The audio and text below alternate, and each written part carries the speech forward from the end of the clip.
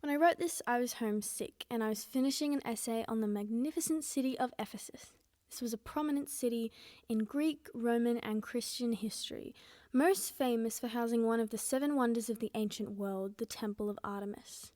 Though if you look it up, it's not much of a temple anymore. Only one pillar stands, and I say stands very loosely, as it's basically just a bunch of pieces stacked on top of each other. I'll get to the demolition of the temple later, but just know that today we're talking about Ephesus. Episode 1, all about Ephesus. Ephesus was interesting because it was, as I said, a pretty important city through many empires. All the sources I studied made sure to mention that it was quite unique in the way that it was situated, almost like a link between the East and the West, making it not only a prominent trade city, but also a popular tourist destination. The story of its founding is pretty funny too. So legend goes that the Ionian prince Andronicus wanted to find a palace to start a new Greek settlement. He consulted the oracle Delphi, who told him that a boar and a fish would show him the best location. One day, as Andronicus was frying himself up a nice fishy lunch, said fish suddenly jumped out of the pan. Andronicus cried out, angling the hot pan that was sparking with oil away from him, and some of the oil landed on a nearby bush, causing it to go up in flames. A boar ran out of this bush, and Andronicus, remembering what the oracle had said to him, founded the city in that exact spot. Another legend says that it was actually founded by the Amazon tribe women, and that it was named after their queen Ephesus.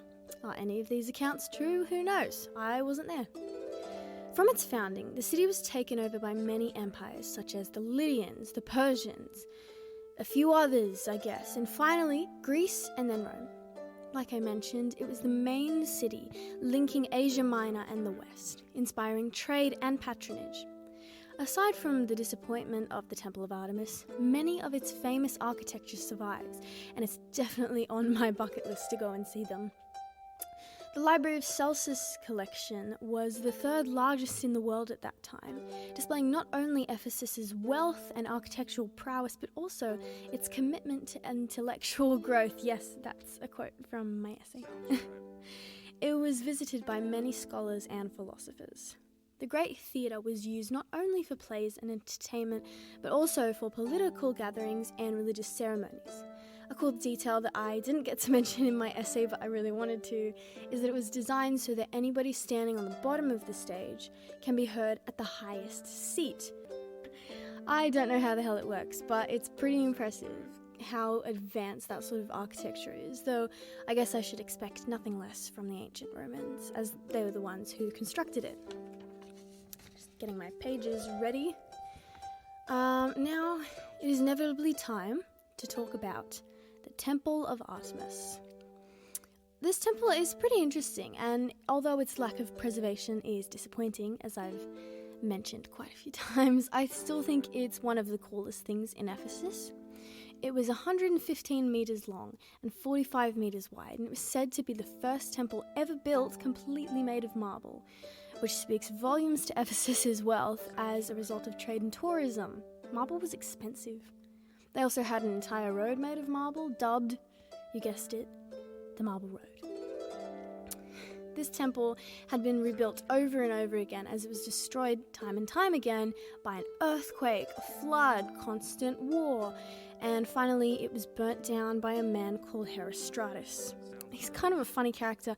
He basically did it for clout.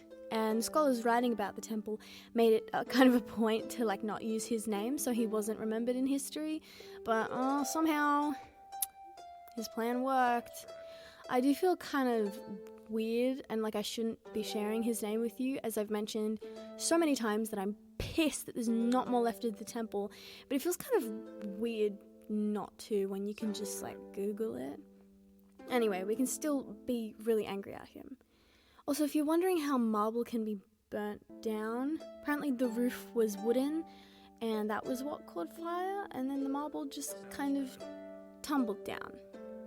So where did this marble go, you may ask?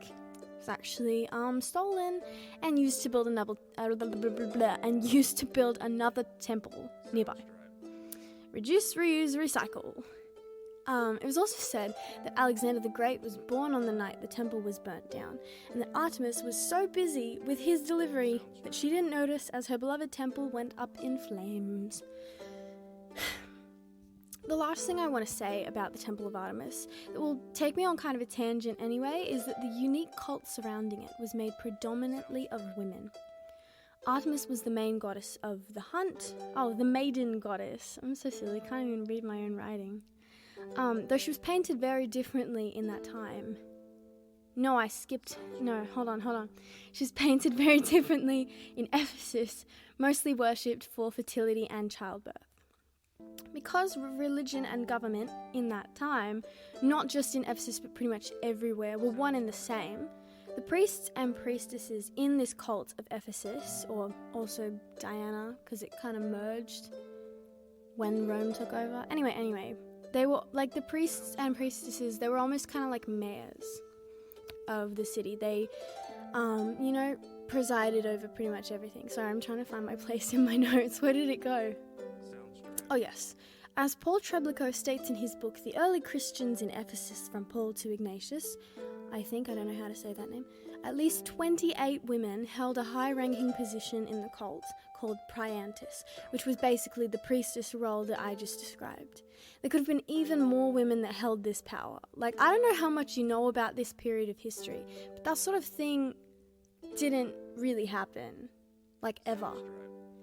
There are other records of sculptors, teachers, and painters, such as Timotheri. I'm so stupid. Why didn't I look up this pronunciation? I think it might be Timotheri, who was famous for her painting of Artemis. I don't know. Look her up. She's cool. The painting's cool. I have seen it. I just don't know how to pronounce her name. There's also a Bible verse that some consider evidence of this unusual role of women. I didn't write it down. I think it's 1 Timothy 12 or something. Anyway, Paul basically goes over to preach in the city and says, quote, "I do not permit a woman to teach or assume authority over a man." And a lot of people consider that kind of proof that women were basically working as teachers, which is pretty awesome. Anyway, this was actually my favorite part of the essay to write. I did write about the unique role of women, because it's so cool to know that there were actually places in ancient Greco-Roman times where women could lead lives without husband if they so wished. That's the thing I like about today. We get the choice. Anyway, that's pretty much it. I mean, that's not all there is to say about Ephesus. I could probably make a part 2, but that was basically everything I covered in my essay. And yeah, I'm so glad I got to write this, because there's so much information that I learned when I was studying Ephesus, but I didn't actually get to mention it in my essay because it's redundant and it doesn't answer the question. But that's kind of the reason I wanted to start a history podcast, because I love history and I feel like there's so much of history I don't really get to talk to anyone about.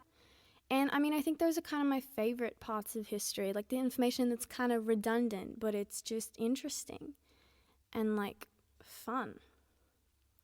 Yeah.